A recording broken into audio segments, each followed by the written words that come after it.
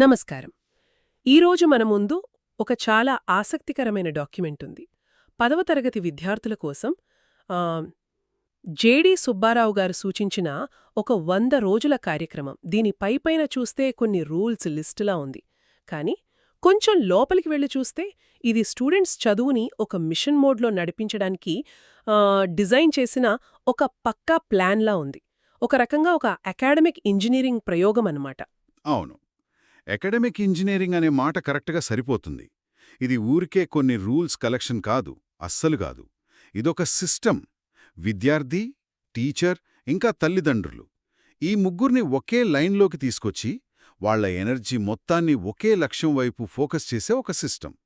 ఇందులో ప్రతి పాయింట్కి ఒక కారణం ఉంది, ప్రతి రూల్ వెనుక ఒక ఉద్దేశం ఉంది. సరే, దీన్ని కొంచెం విడమర్చి చూద్దాం. అసలిది దేని మీద ఆధారపడిందో ఒకసారి విశ్లేషిద్దాం. అయితే మొదటి అంశంతోది మొదలుపెడదాం. అంటే ఆ టీచర్స్, స్టూడెంట్స్ ఇంకా పేరెంట్స్ మధ్య కోఆర్డినేషన్.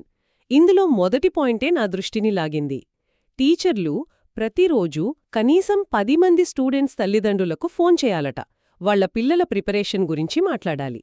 ప్రతిరోజూ 10 మంది అంటే దాదాపు 3-4 రోజుల్లో ఒక సెక్షన్లోని అందరితో మాట్లాడినట్టే కదా. ఇది వినడానికే చాలా చాలా సీరియస్ కమిట్మెంట్లా ఉంది. ఖచ్చితంగా. ఇది కేవలం సమాచారం ఇవ్వడానికి చేసే ఫోన్ కాల్ కాదు. ఇదొక స్ట్రాంగ్ మెసేజ్ కంపుతుంది. ఏంటంటే, మేము మీ బిడ్డను కంటిన్యూస్గా గమనిస్తున్నాం, మీరు కూడా పార్టవ్వాలి అని. దీనివల్ల తల్లిదండ్రుల్లో కూడా ఒక రెస్పాన్సిబిలిటీ పెరుగుతుంది. స్కూల్లో ఏం జరుగుతుందో వాళ్లకు రోజూ తెలుస్తూ ఉంటుంది. ఆ కమ్యూనికేషన్ గ్యాప్ను తీసేయడం దీని ఫస్ట్ టార్గెట్. ఒక్క నిమిషం. ఇక్కడే ఇంకో విషయం కూడా ఉంది. రాత్రిపూట విద్యార్థుల ఇళ్లను సందర్శించడం, అంటే నైట్ విజిట్స్. ఇది నేనస్సలు ఊహించలేదు. ఒక రకంగా ఇది విద్యార్థి పర్సనల్ స్పేస్లోకి వెళ్ళినట్టు కాదా? వాళ్ల ఫ్యామిలీ ప్రైవసీకి భంగంలాంటిది కాదా? దీనివల్ల పేరెంట్సు, స్టూడెంట్సు ఇబ్బంది పడొచ్చు కదా? మీరడిగిన పాయింట్ చాలా చాలా ముఖ్యమైనది. ఇది కత్తిమీద సాములాంటి వ్యవహారం. దాని వెనుక ఉన్న ఉద్దేశం మంచిదే కావచ్చు. అంటే స్టూడెంట్ ఇంట్లో చదువుకోవడానికి సరైన అట్మాస్ఫియర్ ఉందా లేదా అని చూడటం, వాళ్లకేమైనా ప్రాబ్లమ్స్ ఉంటే హెల్ప్ చేయటం.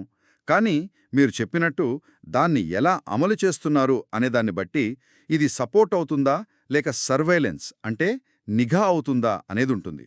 ఒక టీచర్ శ్రేయోభిలాషలా వెళితే అది హెల్ప్ అవుతుంది. అదే ఒక అధికారిలా వెళ్ళి చెక్ చేస్తే అది ఖచ్చితంగా ప్రెషర్ పెంచుతుంది. అంటే విద్యార్థి జీవితంలో ప్రతి మూమెంట్ని కంట్రోల్ చేసే ప్రయత్నమన్నమాట. ఉదయం స్కూల్లో టీచర్, సాయంత్రం ఇంటికి రాగానే టీచర్ నుండి ఫోన్, రాత్రికి టీచర్ ఇంటికే రావడం. ఇదొక క్లోజ్డ్ సర్కిల్ లాగా ఉంది. దీన్ని ఒక సపోర్ట్ సిస్టమ్ అని చూడాలా లేక ఒక ప్రెషర్ కుక్కర్ అని చూడాలా? రెండునూ. ఒక స్టూడెంట్కి నిజంగా హెల్ప్ కావాలి అనుకుంటే ఇదొక వండర్ఫుల్ సపోర్ట్ సిస్టమ్. కానీ ఆల్రెడీ బాగా చదువుతున్న స్టూడెంట్కి ఇది అనవసరమైన ఒత్తిడిని కలిగించొచ్చు. ఈ సిస్టమ్ అందర్నీ ఒకేలా చూసే ప్రయత్నం చేస్తుంది. అయితే ఈ కంటిన్యూస్ కమ్యూనికేషన్ అనేది ఈ ప్లాన్కు ఒక పిల్లర్ లాంటిది. కానీ కమ్యూనికేట్ చేయడానికి ఇన్ఫర్మేషన్ కావాలి కదా. ఆ డేటా ఎక్కడి నుండొస్తుంది? అక్కడే రెండో భాగం, అంటే నిరంతర మూల్యాంకనం పిక్చర్లోకొస్తుంది. నిజమే. ఇవాల్యుయేషన్ గురించి కూడా చాలా క్లియర్ గైడ్లైన్స్ ఉన్నాయి. 30 మంది కన్నా తక్కువ స్టూడెంట్స్ ఉన్న క్లాసుల్లో ఆన్సర్ పేపర్స్ వెంటనే కరెక్ట్ చేసి అదే రోజు మార్కులను లీప్ యాప్లో అప్లోడ్ చేయాలి. ఇంత స్పీడ్ దేనికి? దీన్ని టైట్ ఫీడ్బ్యాక్ లూప్ అంటారు. లెర్నింగ్ ప్రాసెస్లో ఇది చాలా పవర్ఫుల్ టూల్. ఒక స్టూడెంట్ ఈరోజు ఒక తప్పు చేస్తే ఆ తప్పు ఏంటి, ఎందుకు చేశాడో అనేది వాడికి అదే రోజు తెలిస్తే దాన్ని సరిదిద్దుకునే ఛాన్స్ చాలా ఎక్కువ ఉంటుంది. అదే రిజల్ట్ వారం తర్వాతొస్తే అసలు ఎగ్జామ్ రాసేటప్పుడు ఏం ఆలోచించాడో కూడా మర్చిపోతాడు. సో ఫాస్ట్ ఫీడ్బ్యాక్ వల్ల లెర్నింగ్ చాలా ఇంప్రూవ్ అవుతుంది. టెక్నాలజీని ఇక్కడ బాగా వాడుకుంటున్నారు. ఈ ఫీడ్బ్యాక్లో కేవలం మార్కులు మాత్రమే కాదు, well tried, good hand writing, you can do better here లాంటి రిమార్కులు కూడా రాయాలనుంది. ఇది మంచి విషయమే. ఎవాల్యుయేషన్ని మెకానికల్గా కాకుండా కొంచెం హ్యూమన్గా మారుస్తుంది. కానీ ఇక్కడే నాకు డౌట్. రోజుకు 30 పేపర్లు, అది ఇమ్మీడియట్గా కరెక్ట్ చేయాలి, యాప్లో అప్లోడ్ చేయాలి, మళ్ళీ ప్రతి పేపర్పై ఆలోచించి రిమార్కులు రాయాలి. ఇది టీచర్లపై చాలా చాలా ఎక్కువ భారం వేసినట్టు కాదా? వాళ్లకు అంత టైము, ఎనర్జీ ఉంటాయా? నౌటే లేదు. ఇది చాలా పెద్ద భారం. ఈ సిస్టమ్ సక్సెస్ అవ్వాలంటే టీచర్లు సోల్జర్స్లా పనిచేయాలి. వాళ్ల మోటివేషన్, వాళ్ల ఎనర్జీ మీదే ఇదంతా ఆధారపడింది. వాళ్ళకు సరైన సపోర్ట్ లేకపోతే ఈ సిస్టమ్ కూలిపోతుంది. ఇది స్టూడెంట్స్కే కాదు, టీచర్లకు కూడా ఒక అగ్ని పరీక్ష లాంటిదే.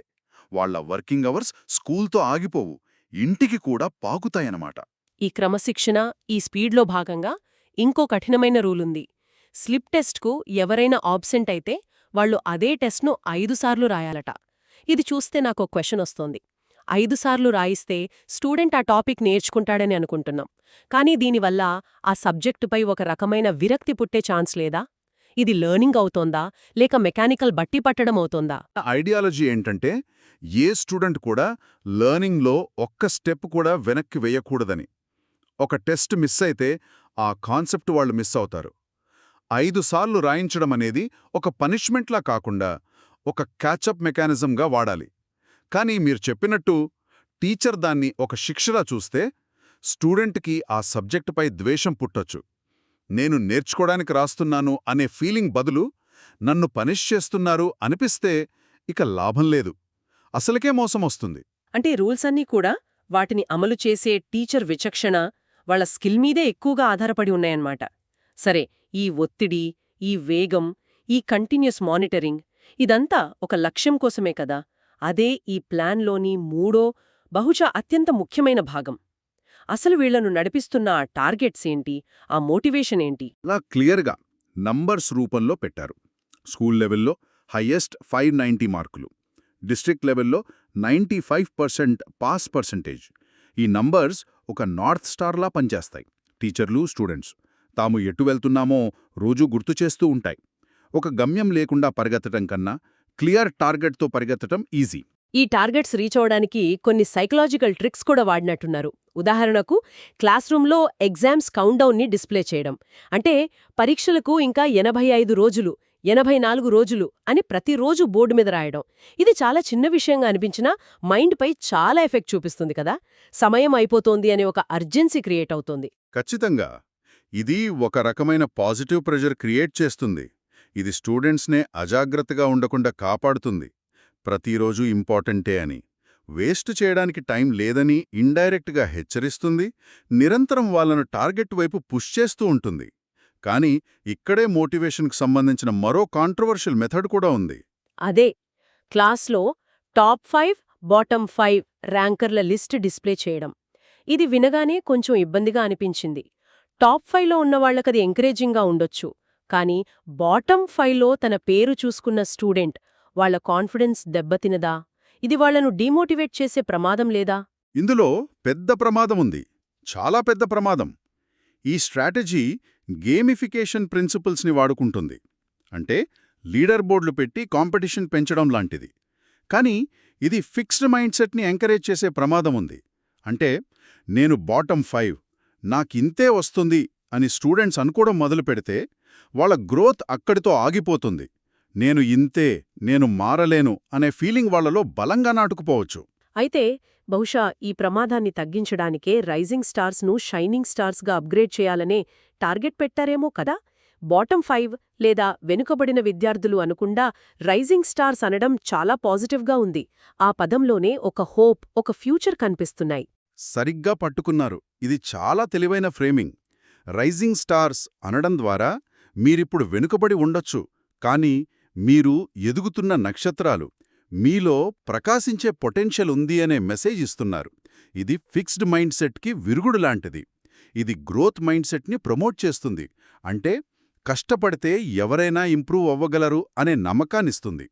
ఫిబ్రవరి 15 ఒక డెడ్లైన్ పెట్టడం ద్వారా ఆ స్టూడెంట్స్పై స్పెషల్ ఫోకస్ పెట్టమని టీచర్లకు కూడా ఒక క్లియర్ టార్గెట్ ఇచ్చారు. ఈ మొత్తం సిస్టమ్ని చూస్తుంటే నాకు హై పర్ఫార్మెన్స్ అథ్లీట్లకు ఇచ్చే కోచింగ్ గుర్తొస్తుంది. వాళ్ల ప్రతి మూమెంట్ని, ప్రతి గ్రామ్ ఫుడ్ని మానిటర్ చేస్తారు. చాలా కఠినమైన ట్రైనింగ్ ఉంటుంది. ఇక్కడ కూడా అదే జరుగుతోంది. కానీ అథ్లీట్లు వేరు, ఇంకా ఎదుగుతున్న 15 ఏళ్ల పిల్లలు వేరు కదా. అందర్నీ ఒకేలా చూడగలమా? అద్భుతమైన పోలిక. ఆ పోలికలోనే ఈ సిస్టమ్ యొక్క బలం, బలహీనత రెండూ ఉన్నాయి. బలమేంటంటే ఇది అసాధారణమైన రిజల్ట్స్ ఇవ్వగలదు. బలహీనత, ఇది అందరికీ సెట్ అవ్వకపోవచ్చు. ఒత్తిడిని తట్టుకోలేని పిల్లలు మెంటల్గా సఫర్ అయ్యే ప్రమాదముంది. క్రియేటివ్గా ఆలోచించే స్టూడెంట్కి ఈ ఫ్రేమ్వర్క్ ఒక జైలులా అనిపించవచ్చు.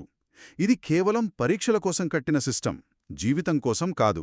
మొత్తంగా చూస్తే ఈ 100 రోజుల కార్యక్రమం అనేది స్టూడెంట్స్ చుట్టూ ఒక పకడ్బందీ కోటకట్టడం లాంటిది. Continuous monitoring, fast feedback, clear targets, ఇంకా స్ట్రిక్ట్ డిసిప్లిన్, ఈ 4 పిల్లర్స్ మీద ఇది నడుస్తోంది. వాళ్ల టైం, ఎనర్జీ మొత్తాన్ని ఒకే డైరెక్షన్లో ఛానల్ చేసే ఒక పర్ఫెక్ట్ ప్లాన్. ఖచ్చితంగా ఇదొక short term, high intensity plan. Long టర్మ్లో ఇలాంటి సిస్టమ్ని నడపడం ఇంపాసిబుల్. ఇదొక స్ప్రింట్, మ్యారథాన్ కాదు.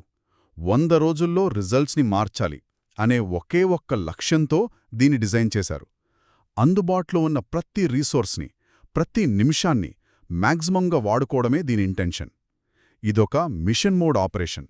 ఈ చర్చ విన్న తర్వాత శ్రోతలు ఆలోచించాల్సిన ఒక ప్రశ్న మిగిలి ఉంది.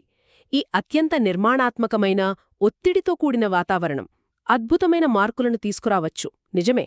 కానీ అది ఒక స్టూడెంట్పై ఎలాంటి లాంగ్ టర్మ్ ఎఫెక్ట్ చూపిస్తుంది?